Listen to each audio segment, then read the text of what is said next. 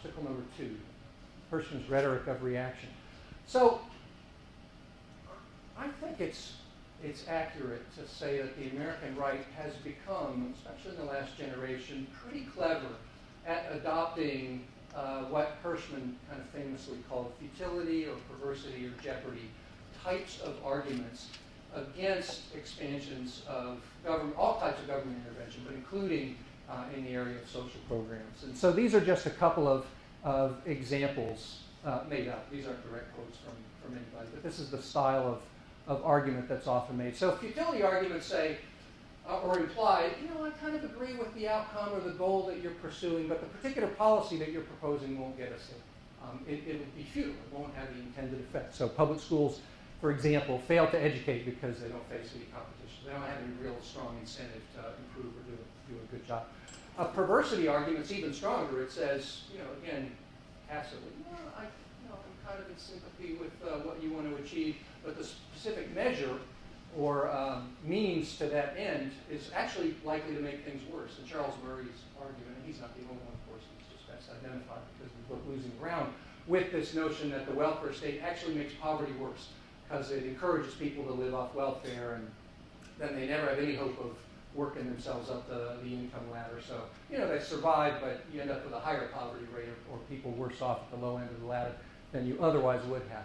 And then a jeopardy argument says, well, maybe the policy will achieve its intended goals, but at the cost of something else that we value. And a standard argument here is that more government spending, or maybe the taxes needed to fund it, will reduce economic growth, or more broadly, the health of the economy. So it might improve economic security or expand opportunity, but will sacrifice economic growth or high employment or employment growth or something along those lines. I think it's right to say that people have become more clever, more adept at making these types of arguments. But here's the thing that I think, and maybe I'm just looking at this through rose-tinted glasses here, but I think our evidence base has gotten much better now, which gives us the ability that we didn't have even a generation ago to really bring some empirical evidence to these types of claims. Now, that doesn't mean it's always going to win the day in policy debates, far from it. But this really is a different world we now live in from a generation ago, where all you could do is offer the hypothesis and maybe logical consistency in your argument. And then you cherry pick and point to one country with sort of, a period of 10 years where it seemed to support it. And that was enough because nobody could really come back with any more systematic evidence. That's beginning to change. Social scientists still have a long way to go in terms of the kinds of evidence we like to have, lots of policy proposals.